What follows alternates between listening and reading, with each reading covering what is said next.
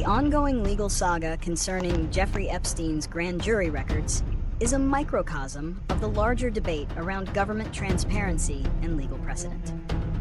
The public and media have an intense interest in understanding the full scope of Epstein's crimes and who may have been involved. This demand for information has put pressure on the Department of Justice, which, under the current administration, has publicly supported releasing information.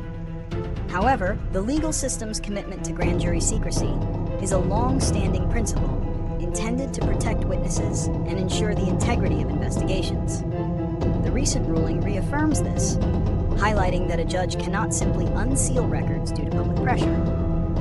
The judge's criticism of the DOJ's request, calling it a diversion, underscores a central tension. The government holds a vast amount of unsealed information, but has chosen not to release it, instead seeking a court-sanctioned release of records that may contain little new information. This dynamic leaves many questions unanswered and fuels public speculation. The judge's decision to keep the grand jury records sealed is based on two primary reasons: legal precedent and the quality of the evidence. First, there is a strong legal tradition in the U.S. that upholds grand jury secrecy. This principle is meant to protect witnesses from intimidation, prevent suspects from fleeing, and ensure a thorough investigation without public interference. The judge determined that the government's request did not meet the high standard required to override this fundamental legal protection. Second, the judge found that the specific grand jury transcripts offered little new information and were mostly based on hearsay. The only witness to testify was an FBI agent who had no direct knowledge of the events.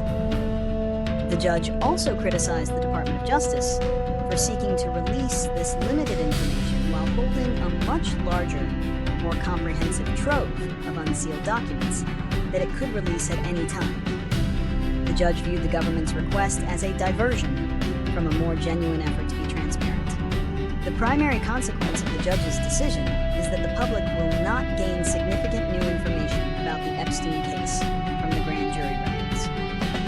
The judge's ruling, along with a similar decision in the Ghislaine Maxwell case, reinforces the legal principle of grand jury secrecy. This decision shuts down one potential avenue for public transparency, frustrating many who believe in a cover-up. However, a critical consequence noted by the judge is the shifting of responsibility. The ruling does not prevent the Department of Justice from releasing a much larger, more comprehensive trove of documents in its possession. By calling the government's request a diversion, the judge effectively put the onus back on the Department of Justice to be transparent. This could increase public and political pressure on the government to release the thousands of pages of unsealed information it has on the case, which would likely contain far more detail than the limited grand jury transcripts. Solving the issue of sealed Epstein grand jury records requires navigating the complex legal landscape. While the judge has denied the government's specific request to unseal the records based on legal precedent, he has also pointed to a clear path for transparency. The most direct solution is for the Department of Justice to exercise its authority to release the massive trove of unsealed documents it already possesses. The judge's ruling, which criticized the government's request as a diversion, effectively put the onus back on the DOJ to release the information. This would bypass the grand jury secrecy issue entirely and provide the public with a much more comprehensive view of the investigation. A further solution could be for Congress to use its oversight authority to subpoena the documents, compelling their release and providing greater transparency into a case of immense public interest.